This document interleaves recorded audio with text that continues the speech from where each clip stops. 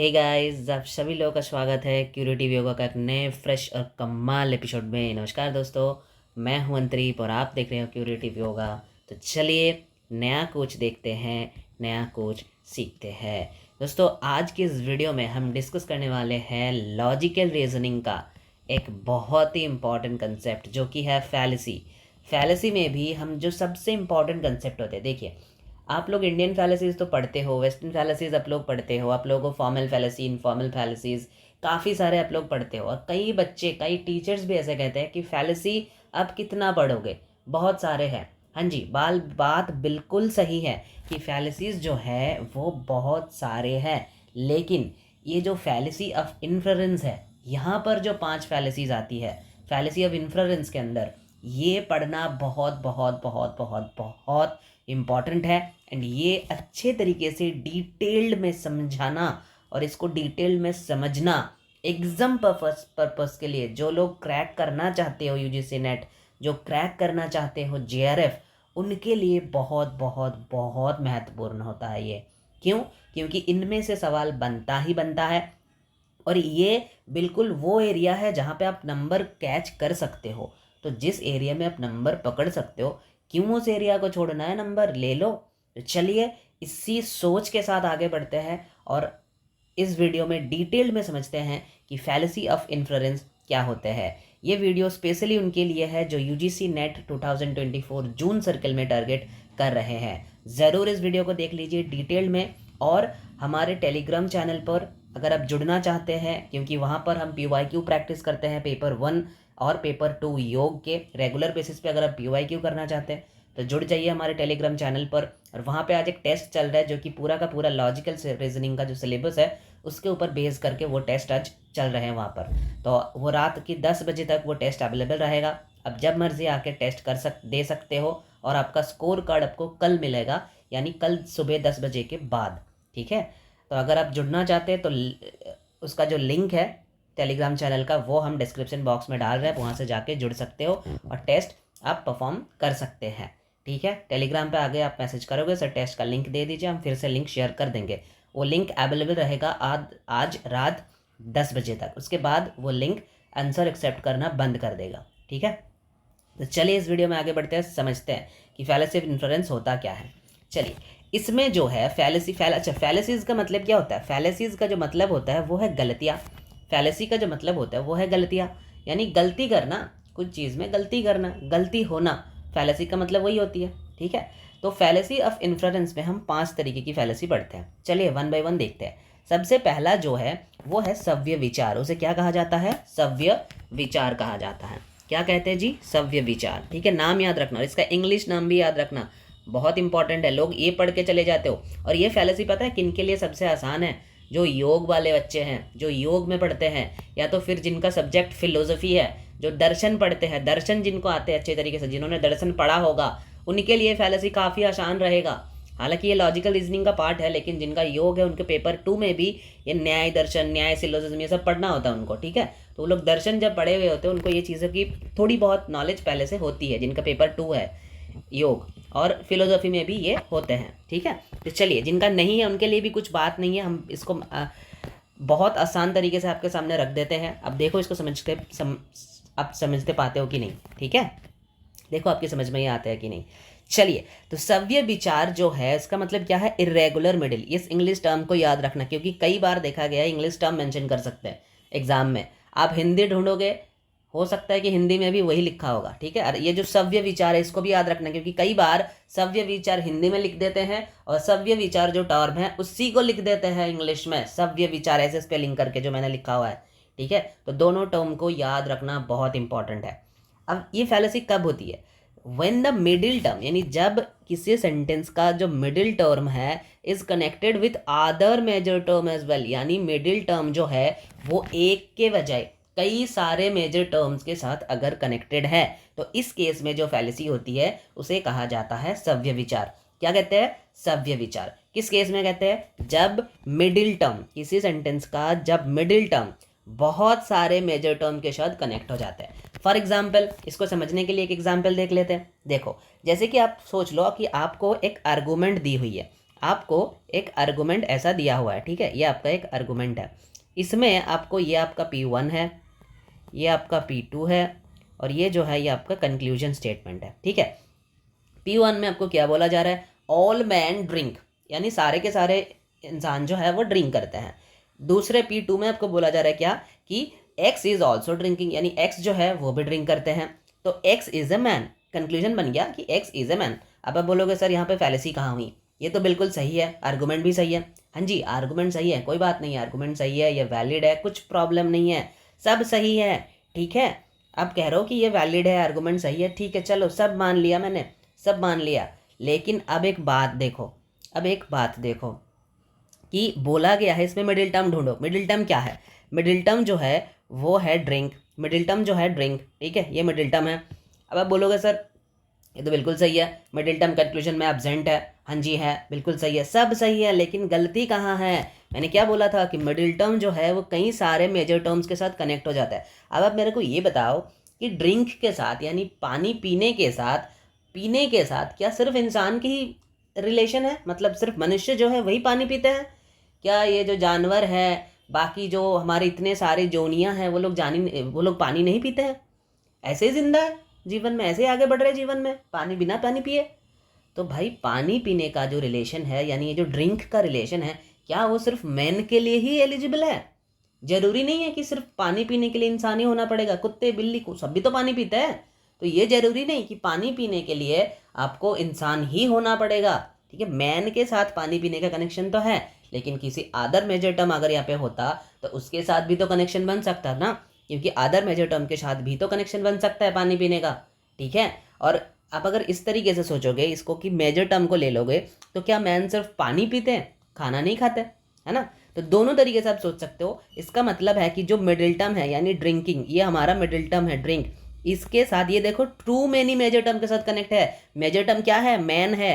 अब पानी क्या सिर्फ मैन पीते हैं, जो मनुष्य सिर्फ वही पानी पीते हैं? क्या अदर्स लोग पानी नहीं पीते? सिर्फ मैन पानी पीते हैं, मतलब जब मनुष्य वही पानी पीते हैं, कुत्ते बिल्ली ऐसे पानी नहीं पीते? इनके इनके जीवन में पानी की कोई ज़रूरत नहीं है ना? ज़रूरत तो हो गया ना। ये जो मिडिल टर्म है ये कई सारे मेजर टर्म के साथ कनेक्टेड है। जरूरी नहीं कि जो हमारे मिडिल टर्म है वो एक ही मेजर टर्म के साथ कनेक्ट हो। तो इस केस में इसीलिए इसे कहा जाता है सव्य विचार। इसको इर्रेगुलर मिडिल की फैलेसी नाम से जानी जाती है, इर्रेगुलर मिडिल की फैलेसी के नाम से इसको जानी जाती है, ठीक है। तो ये हो गया आपका सव्य विचार यानी इर्रेगुलर मिडिल, ठीक है। अब आते हैं विरुद्ध। विरुद्ध का मतलब क्या है, कंट्राडिक्टरी मिडिल। क्या कहा जाता है इसे जी, कंट्राडिक्टरी मिडिल। अब कंट्राडिक्टरी का मतलब आपको पता चल ही रहा होगा, कंट्राडिक्ट होगा यानी जब किसी सेंटेंस में मिडिल टर्म जो है वो कंट्राडिक्ट कर जाए, किसके साथ, मेजर टर्म के साथ। जब किसी सेंटेंस में मिडिल टर्म जो है वो मेजर टर्म के साथ कंट्राडिक्ट कर जाए, इस केस में जो फैलेसी बनती है उसे कहा जाता है विरुद्ध। क्या कहा जाता है जी, विरुद्ध। अब आप देखो इस सेंटेंस को, इस एग्जाम्पल को पढ़ लो। ये एग्जाम्पल को पढ़ते चलिए। द एयर इज हैवी, बोला जा रहा है the air is heavy because it is empty. तो इसमें मिडिल टर्म क्या है? अब आप बोलोगे सर इस दोनों सेंटेंस तो आपने बताया ही नहीं, मिडिल टर्म कहाँ से निकालेंगे? भाई ये जो बिकॉज वाले सेंटेंस होते हैं न्याय सिलोजिज्म में, ये जो बिकॉज वाले सेंटेंस होते हैं, इस केस में एक ही सेंटेंस में आप middle term, major term, minor term निकाल सकते हो। कैसे? जो बिकॉज के बाद वाले वर्ड होते हैं, बिकॉज के बाद जो वर्ड है वो हो गया आपका मिडिल टर्म, यानी ये जो है ये हो गया आपका मिडिल टर्म। बिकॉज के पहले जो होते हैं ये हो गया जी आपका मेजर टर्म, और उससे पहले यानी द एयर, ये हो गया आपका माइनर टर्म, ये हो गया आपका माइनर टर्म, ठीक है, ये हो गया आपका माइनर टर्म। बिकॉज के बाद जो होते हैं वो मिडिल टर्म, बिकॉज के ठीक पहले जो है वो है मेजर टर्म, और मेजर के पहले जो होते हैं वो है माइनर टर्म, ठीक है। तो क्या बोला गया था कि मिडिल जो है वो कंट्राडिक्ट करेगा किसके साथ, मेजर के साथ। अब देखो मिडिल क्या है, एम्प्टी। मिडिल टर्म क्या है, एम्प्टी है मिडिल टर्म। और मेजर टर्म क्या है, मेजर टर्म है हेवी। मेजर टर्म जो है वो है हेवी। ये देखो हेवी जो है ये मेजर टर्म है, और मिडिल टर्म क्या था, एम्प्टी था। तो क्या ये दोनों टर्म सुनकर आपको नहीं लग रहा है भाई जो हेवी है वो एम्प्टी कैसे हो सकता है, या फिर जो एम्प्टी है वो हेवी कैसे बन सकता है? अगर हेवी होना है तो एम्प्टी तो नहीं हो सकता ना, दोनों एक दूसरे की कंट्राडिक्टरी वर्ड है। दोनों एक दूसरे की कंट्राडिक्टरी वर्ड है, इसलिए यहाँ पे ये फैलेसी है, इसलिए ये फैलेसी है। इसको कहा जाता है कंट्राडिक्टरी मिडिल। मतलब जब मिडिल टर्म के साथ मेजर टर्म, दोनों टर्म जब एक दूसरे के साथ कंट्राडिक्ट हो जाए, तो इस केस में इसको बोलते हैं विरुद्ध फैलेसी, यानी कंट्राडिक्टरी मिडिल फैलेसी। ठीक है, कंट्राडिक्टरी मिडिल। चलिए अब आगे बढ़ते हैं, नेक्स्ट देखते हैं शत प्रतिपक्षा। शत प्रतिपक्ष का मतलब क्या होता है? Inferentially contradicted middle. मतलब जब दो सेंटेंस आपको कहा जाता है, देखिए when there are two middle terms, मतलब जब दोनों सेंटेंस में दो सेंटेंस जब आपको कहा जा रहा है और available to prove the contradictory major term, मतलब दो सेंटेंस आपको कहा गया है। फॉर एग्जांपल आपको दो बिकॉज वाला सेंटेंस कहा गया है, दो बिकॉज वाला सेंटेंस कहा गया है। ठीक है, अब दोनों सेंटेंस में जो मेजर टर्म है, दोनों सेंटेंस का जो मेजर टर्म है वो एक दूसरे के साथ कॉन्ट्राडिक्ट करेगा, वो एक दूसरे के साथ कॉन्ट्राडिक्ट करेगा। और उस मेजर टर्म को प्रूव करने के लिए दो सेंटेंस में जो मिडिल टर्म होगा वो अलग अलग होगा, वो अलग अलग होगा दो सेंटेंस में जो मिडिल टर्म होगा। ठीक है, फॉर एग्जाम्पल ये आपकी है स्टेटमेंट 1, ये आपकी है स्टेटमेंट 2। अब आप बोलोगे सर दो सेंटेंस में दो अलग अलग मिडिल टर्म, तो वो मिडिल टर्म कैसे बना? पूछ सकते हो आप, सही समझो सही तरीके से। ये बिकॉज वाला सेंटेंस है, बिकॉज वाला सेंटेंस अगर दिया हुआ है न्याय सिलोजिज्म के अंदर आप ढूंढ रहे हो मिडिल टर्म मेजर टर्म। ठीक है, इसमें एक ही सेंटेंस में, जैसे मैंने अभी भी बोला था, ये इसमें एक ही सेंटेंस में मिडिल मेजर माइनर तीनों होती है। तो चलो इन दोनों सेंटेंस को देखते हैं। पहले इसको देखो, alcohol is good, alcohol is good because it protects you from the cold. मतलब यहाँ पे ये हो गया आपका मिडिल टर्म, ये जी बन गया आपका मिडिल टर्म। ठीक है, बिकॉज के पहले जो होता है वो क्या होता है? वो होते हैं आपका जी मेजर टर्म, यानी गुड हो गया आपका मेजर टर्म, और मेजर के पहले अल्कोहल हो गया आपका माइनर टर्म, अल्कोहल हो गया आपका माइनर टर्म। ये है S1। अब S2 में देखो फिर से वही अल्कोहल जो है वो माइनर टर्म बन जाएगा।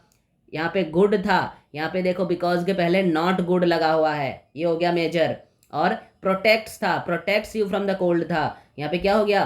कॉजेज द लीवर फेलियर, यानी कॉज बन गया। दो अलग अलग मिडिल टर्म निकल के आ गया। देखो ये मिडिल टर्म है तो दो अलग अलग मिडिल टर्म निकल के आ गया यहाँ पर। ठीक है, और इस दो अलग अलग मिडिल टर्म आ गया। लेकिन सबसे अच्छी चीज जो आपको नोट करना पड़ेगा क्या है कि दोनों सेंटेंस में जो मेजर टर्म है वो एक दूसरे का कॉन्ट्राडिक्ट करेगा। ये देखो यहाँ पर मेजर क्या था? गुड था। मेजर क्या था? गुड था। नीचे सेंटेंस में देखो मेजर क्या आ गया? मेजर टर्म क्या आ गया? नॉट गुड आ गया जी। वाह, दो सेंटेंस में मेजर जो है वो एक दूसरे को कॉन्ट्राडिक्ट कर रहे हैं। दो सेंटेंस में जो मेजर है वो एक दूसरे को कॉन्ट्राडिक्ट कर रहे हैं। इसे कहा जाता है शत प्रतिपक्षा। शत प्रतिपक्ष, इसका इंग्लिश नाम क्या है? इंग्लिश नाम है inferentially contradicted middle. इन्फरेंशियली contradicted middle, क्या नाम है? Inferentially contradicted middle. ठीक है, चलिए अब आगे बढ़ते हैं। नेक्स्ट दो, हमने पहले 3 पढ़ लिया, अब 2 बचा हुआ है। क्या क्या? असिद्ध। चौथा नंबर जो है वो है असिद्ध। असिद्ध को क्या कहा जाता है? असिद्ध को कहा जाता है अनप्रूव्ड मिडिल। अनप्रूव्ड मिडिल, या तो फिर इसे एक और नाम से पुकारा जाता है। क्या है? साध्याश्मा। साध्याश्मा कहते हैं, साध्याश्मा। ठीक है, असिद्ध या तो फिर साध्याश्मा या तो फिर अनप्रूव्ड मिडिल कह सकते हो आप। ठीक है, अब इसमें क्या है कि when the relation between the middle term and the minor term can not be proved, यानी माइनर टर्म और मिडिल टर्म के बीच का जो रिलेशन है उसे आप प्रूव नहीं कर सकते हो। मिडिल और माइनर के बीच का जो रिलेशन है उसे आप प्रूव नहीं कर सकते हो इस केस में। फॉर एग्जाम्पल क्या कह रहा है? सैडोज आर लिक्विड। सैडो जो है वो लिक्विड है बिकॉज इट हैज़ स्पीड। अब आप बोलो मिडिल क्या है? स्पीड है सर। मेजर क्या है? लिक्विड है सर। माइनर क्या है? सैडोज है सर। तो अब क्या बोला गया था कि मिडिल के साथ माइनर जो है वो प्रूव नहीं हो सकता। अब आप मेरे को एक बात बताओ, बोल रहे कि सैडो जो है वो लिक्विड है क्योंकि इसमें कई ज़्यादा स्पीड है, क्योंकि इसमें कई ज़्यादा स्पीड है। अब आप मेरे को बताओ भाई ये सेंटेंस कहीं से भी प्रूव्ड है? ये किसी जनरल प्रूव स्टेटमेंट है? अगर मैं यहाँ पर बोलता कि सूरज जो है सुबह पूर्व साइड में, सुबह सूरज जो है वो पूर्व आकाश में दिखती है क्योंकि सूरज का उदय जो है वो पूर्व साइड से होते हैं। अगर मैं ये बोलता तो ये प्रूव्ड है, ये सेंटेंस जो है ये प्रूव्ड है, जनरल स्टेटमेंट है। लेकिन क्या ये स्टेटमेंट जो आपको एग्जाम्पल में मैंने दिया, shadows are liquid because it has speed. Shadow जो है वो लिक्विड है क्योंकि इसमें कई ज़्यादा स्पीड है। क्या ये सेंटेंस कहीं से भी आपको प्रूफ लग रहा है? कहीं से भी इसको प्रूफ लग रहा है क्या सेंटेंस को? ये बिल्कुल गलत स्टेटमेंट है, ये कोई प्रूव्ड है ही नहीं, इसीलिए इसे कहा जाता है अनप्रूव्ड मिडिल। जब ऐसा कोई स्टेटमेंट आपको दे दिया जाए जो उसको प्रूव करने की ज़रूरत है, जो अभी तक प्रूव्ड नहीं है। अब आप बोलो कि शैडो के साथ स्पीड का क्या कनेक्शन है भाई? अब जितने स्पीड आप भागते जाओगे उतने ही स्पीड से आपकी शैडो जो है वो चलता जाएगा आपके साथ। अब इसके लिए क्या ये ज़रूरी है कि शैडो लिक्विड है? आप इसको प्रूव कर सकते हो कि शैडो जो है वो लिक्विड है, इसलिए इसका स्पीड ज़्यादा है। तो शैडो के साथ स्पीड का कनेक्शन क्या है? शैडो होती स्पीड बढ़ जाएगा क्या? नहीं बढ़ेगा। आप जब तक जितनी तेज़ी आप भी भागोगे उतना ही तेज़ी आपका शैडो भागेगा, है ना। जितना कम आप भागोगे उतना ही कम तेज़ में आपका शैडो भी जाएगा।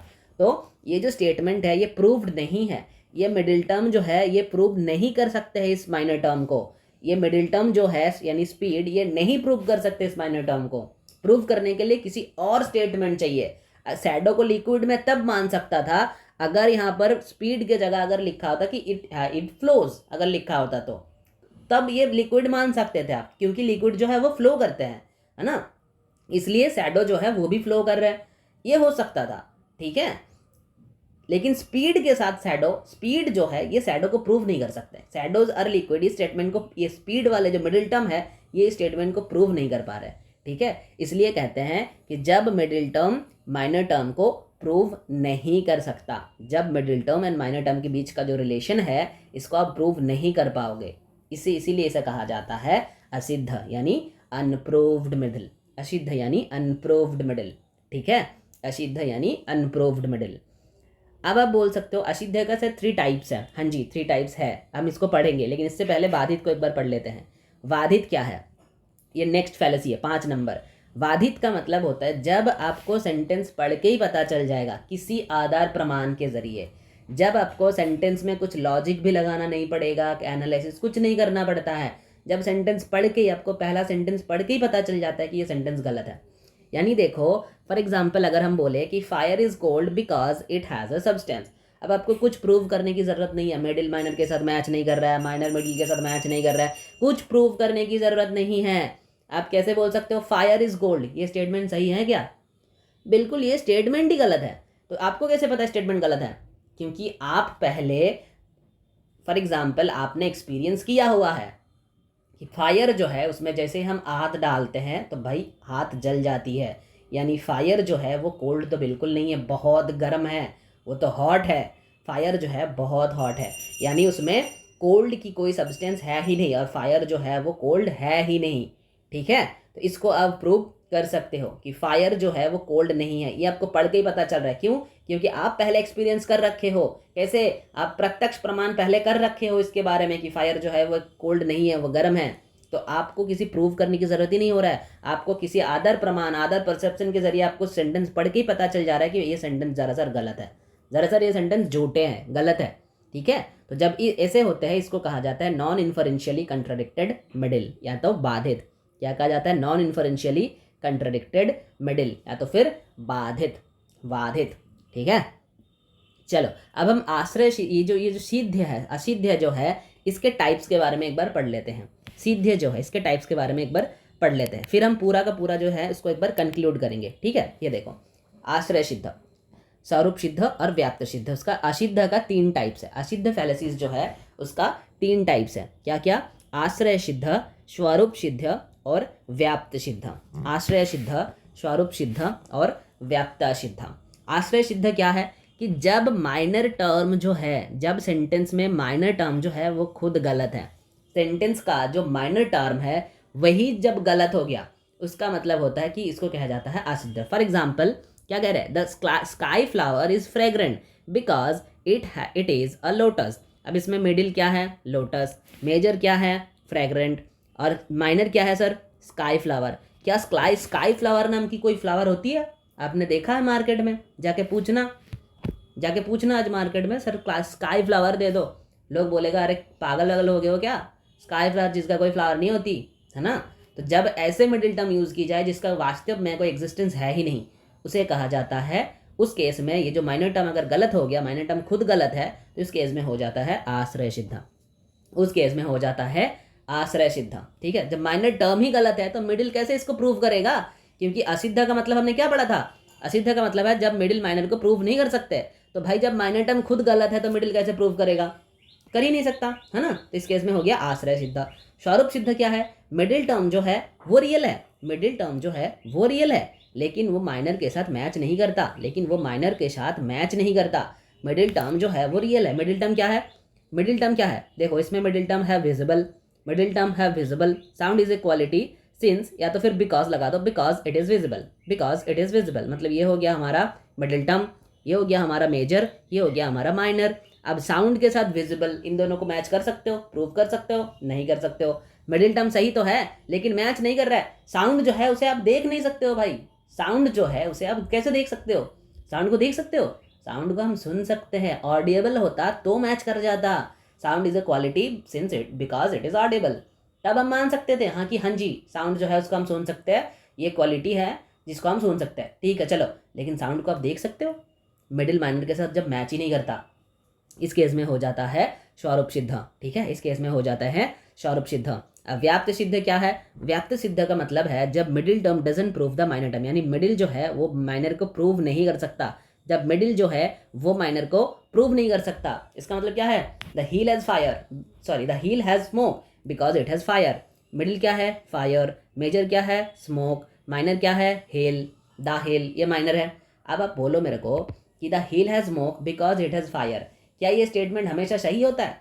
ये स्टेटमेंट दरअसल गलत है। जरूरी नहीं है कि कहीं पर भी आपको धुआं दिख रहा है तो उसका मतलब वहीं पे आग लगा हुआ हो, जरूरी नहीं है, जरूरी नहीं है। ठीक है, आग लग, देखो आग लगने से ही जहाँ कहीं मतलब जहाँ कहीं भी आग है वहाँ पर धुआं हो ऐसा मैंडेटरी नहीं होता है। फॉर एग्जाम्पल आपको जो भी बच्चे इस वीडियो को देख रहे हैं, जो भी इस वीडियो को देख रहे हो, घर में जाके जो गैस होती है ना घर में, बस गैस ऑन करो और लाइटर से गैस जला दो, कुछ मत बिठाना ऊपर, बस गैस जला दो, देखो वहाँ पे धुआं निकलते हैं क्या? लेकिन उसके ऊपर कुछ चढ़ा दोगे ना आप तो धुआं निकल जाएगा। अगर आप कुछ चढ़ा दोगे, कुछ चढ़ा रहे हो तो उसके ऊपर धुआं निकल सकता है।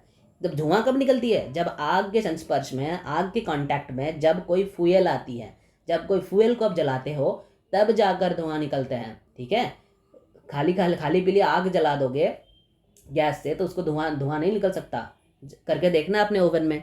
ठीक है, तो ये हो इस केस में होता है व्याप्त सिद्ध। लो हो गया पूरा का पूरा जो फैलेसी ऑफ इन्फ्रेंस थे हम लोगों ने पढ़ लिया। अब एक बार इसको रिवीजन कर लेते हैं पूरा को, जो हमने पढ़ा है। पहला क्या था? सव्य विचार था। सव्य विचार में क्या होता है कि जब मिडिल टर्म जो है वो टू मेनी मेजर के साथ कनेक्ट होता है, जब middle term too many major के साथ कनेक्ट होता है, वो था सव्य विचार। विरुद्ध क्या था? विरुद्ध था जब मिडिल टर्म जो है वो कॉन्ट्राडिक्ट कर जाएगा मेजर टर्म के साथ। मिडिल जो है वो कॉन्ट्राडिक्ट कर रहे थे मेजर के साथ। ठीक है, शत प्रतिपक्ष क्या था? दोनों सेंटेंस में जो मेजर टर्म था, दोनों सेंटेंस में जो मेजर अलग अलग मेजर टर्म जो था वो एक दूसरे का कॉन्ट्राडिक्ट था, वो एक दूसरे का कॉन्ट्राडिक्ट था, यानी major contradict with other major. ठीक है, कॉन्ट्राडिक्ट विद अदर मेजर, इस केस में होता है शत प्रतिपक्ष। फिर हमने पढ़ा था असिद्ध। असिद्ध का क्या था? असिद्ध में क्या था? असिद्ध में था कि जो हमारा मिडिल टर्म है वो माइनर टर्म को प्रूव नहीं कर सकता। जो हमारा मिडिल टर्म है वो माइनर टर्म को प्रूव नहीं कर पा रहे हैं, जो मिडिल है वो माइनर को प्रूव नहीं कर पा रहे। असिद्ध का तीनों टाइप्स पढ़ा था हमने, क्या क्या? एक था आश्रय सिद्ध जिसमें मिडिल माइनर टर्म जो था वही गलत था।